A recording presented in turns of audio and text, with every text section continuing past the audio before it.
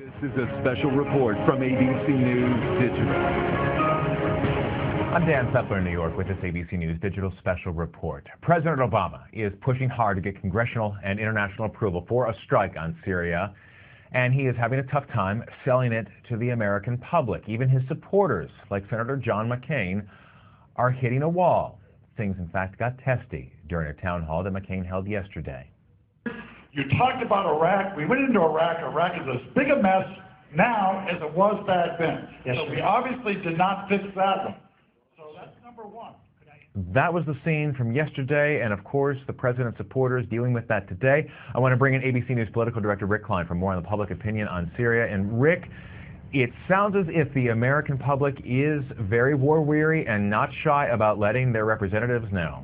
That's exactly right, Dan. Our poll on this earlier in the week had it at 59% opposition to Syria, but judging by what's going on in these town halls, by what the phone calls and the tweets and the Facebook messages and the emails that members of Congress are getting, that number is low. We've had members of Congress reporting 95, 99% of the flow that they're getting into their offices being against action in Syria. It is very clear right now President Obama does not have the public on his side. He does not have the Congress on his side, and that is going to be a major obstacle for him in the week ahead. And this is a very unusual position, particularly when you look at Senator John McCain and the support that he has earned over the years. But to be put in this kind of position now, not only to be a supporter of the president, but also of this military action to a public that is not eager to take this on.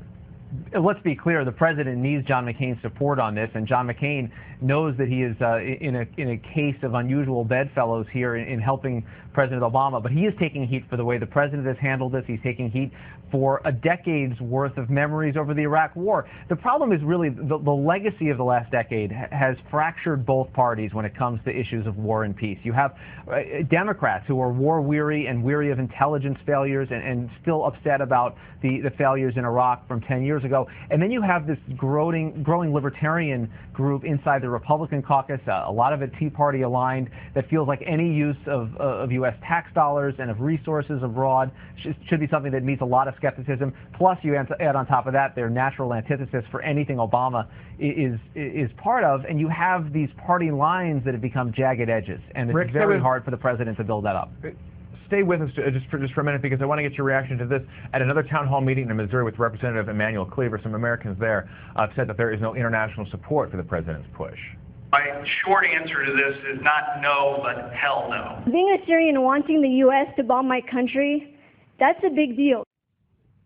All right, ABC's Jeff Zeleny. Jeff, I want to bring you into the discussion on this one because you were at that town hall yesterday. Is that the majority of the sentiment that you heard from those people? Well, Dan, the majority of the sentiment at this Kansas City town meeting with Representative Emanuel Cleaver was decidedly against strikes on Syria. And it really ran the gamut from liberals on the left who opposed it for peace reasons to conservative Tea Party supporters on the right who opposed it for fiscal reasons. But there was deep opposition across the board. But surprisingly, the sound we just heard there were also some Syrian Americans who live in Kansas City, including that young woman we just saw. She is 24 years old. She's a nursing student. I talked with her after the meeting. She's lived in the United States all her life, and she believes that it is the responsibility of the United States. She was basically pleading with the member of Congress there to approve this strike. So that was a bit of an interesting dynamic in the meeting, but by and large, overall, strong and deep opposition. And the reason we went to Kansas City to see what was going on in this town meeting, this is one of the president's closest allies. This member of Congress, Representative Emanuel Cleaver, was a national co-chairman on the Obama presidential campaign in 2008. He admires the president in every way, but he said he cannot support this strike against Syria, at least as of now. He said he would have to have a lot of convincing over the next week or so, but it shows you, even if the president's allies and friends and supporters cannot back this, that the White House is potentially in real trouble here, Dan. Jeff, is Congress, and you're talking about Representative Cleaver there, when they're going into these town hall meetings, are they going in there already with a good idea for how the public is feeling, or with any kind of predisposition for how, in fact, they would vote if a vote is held? Sure. I mean, we talked to the congressman before. He was already deeply skeptical of this. And he's generally described as anti-war, and he thinks that the United States should do something humanitarian related in Syria and elsewhere, but he is predisposed to not be supportive of military strikes, but he said, he has looked at the intelligence, he has attended the briefings.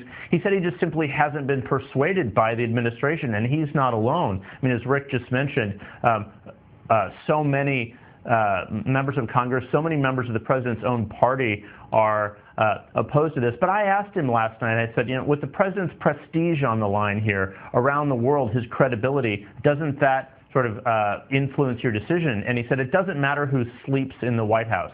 I have to treat this exactly the same as if it was George W. Bush or President Obama. So that's some pretty tough and blunt language, and that is exactly where some of these congressional Democrats are coming from. Well, Rick, I want to bring you into that, kind of piggybacking on that point that Jeff just made there. What does the White House do now to make a stronger sell? Because as we heard from House Minority Leader Nancy Pelosi saying this morning that, in fact, the White House does have to make a stronger case to the American public. You're hearing that from allies and critics alike, that he hasn't made the case, and indeed he's lost the first week. He has lost ground by most measures in Congress. The public doesn't seem to have moved in a substantial direction toward him. So the next move is really the biggest arrow they have in their quiver, which is a presidential address. The White House announced today there will be something on Tuesday evening. The president, we don't know the location, but we presume will be something at the White House, making the case for Syria. And this is so important here, Dan, because these things aren't happening in a vacuum.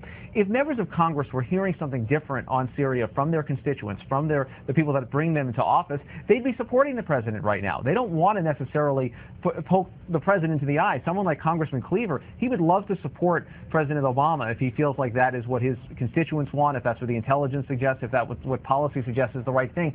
So the president needs to start moving his own supporters into action. And they've been notably silent for the most part. We've got liberal groups that are out there threatening primary challenges against Democrats. The president's normal base isn't with him. His normal opponents have lined up pretty predictably as they would otherwise. So it is now on President Obama, standing virtually by himself, to make this case to the American people and hope that they can convince Congress to move along behind him. There also seems to be some concern from the American public about the composition of the rebels in Syria there. In fact, I want to play a bite from one of those town halls from a former Marine telling Senator McCain about some of the makeup that's happening in Syria.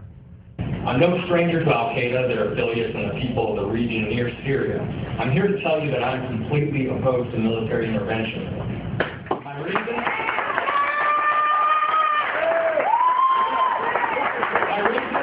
I do not believe we can differentiate between the good and the bad guys. I've lived among the people in that region. I have sat and ate dinner with many people and have been in many houses over there. And I can tell you that although there are many good people in the region, the cultural, religious, and ideological differences from us Americans are too great for us to understand the relationships between the rebels and extremists. We need to stay out of there. Yeah. Yeah. Is committed in Syria. But I do not want to see more brothers and sisters killed for people who will quickly change sides and denounce America as soon as they get the help they want. I still have many brothers currently serving, and I can speak for the majority of them. They oppose any action in Syria as well. You, sir, do not represent me or my people. Exactly. As a man of honor such as yourself that has sacrificed so much for his country does not understand the dangers of getting America involved with the situation in Syria. That's right. So, Rick, the point of the Marines' question there is essentially, who can the U.S. trust if, in fact, there is military intervention that happens in Syria, and you do continue to support the rebel cause? What could there be a potential backlash for that same group turning on U.S. forces? And here's where the president is caught between two very different poles that he's going to have to cater to if he's going to try to make this happen. On the one hand, he is making the case that this is a one-off. This is about a shot across the bow. This is a message from the international community. Assad can't use chemical weapons in the future. Make sure he doesn't do it again. On the other hand, you have people like Senator McCain, like his colleague Senator Graham, who are saying this has to be part of a larger strategy. This has to be about building up the opposition, about weakening the Assad regime. And when you get into that discussion, that's what raises, well, who are you helping exactly? Because if all you're doing is replacing one set of rogue actors with another one that may be worse, then what exactly are we doing in foreign policy? And again, the Iraq experience, so much a part of this. The fact that 10 years on, we still aren't able to claim full success in that country, it speaks to the skepticism that so many in this country have over war, over unintended consequences, particularly in this region. What is the next step then for a potential Senate resolution being put forward to the entire Senate? Well, Jeff may have more details on this, but the expectation is that it will come for a vote sometime around the middle of next week, maybe in the Wednesday to Thursday range, although that isn't set. And I think that the picture there, based on our reporting, is somewhat more optimistic than in the House. In the House, things look bad. There's no two ways about it. We have counted more than a majority of House members who say they are either opposed or likely to oppose an authorization for military force. It doesn't mean it's over yet, but it does mean that minds have to be changed if the president is going to get his way. And Rick, lastly, before we let you go, I just want to ask you about the White House's response this morning. The president over there in St. Petersburg, Russia, being asked repeatedly by members of the press, in fact 3 times, I believe, of whether or not the White House would continue to go forward with a military action if, in fact, it doesn't get the congressional approval that it's looking for. Yeah, very, very clear what's going on here is a complex White House strategy. On the one hand, the president has said that he retains the power to do this with or without Congress. On the other hand, the only way to get Congress to take this debate seriously is if it thinks it matters, if he signals to them that this all matters. So what the White House is saying is that they do not want to make this happen without Congress. All of the chips are on Congress doing this. At the same time, they can't entirely take off the table the possibility of other options. It would weaken the president too much to do that. So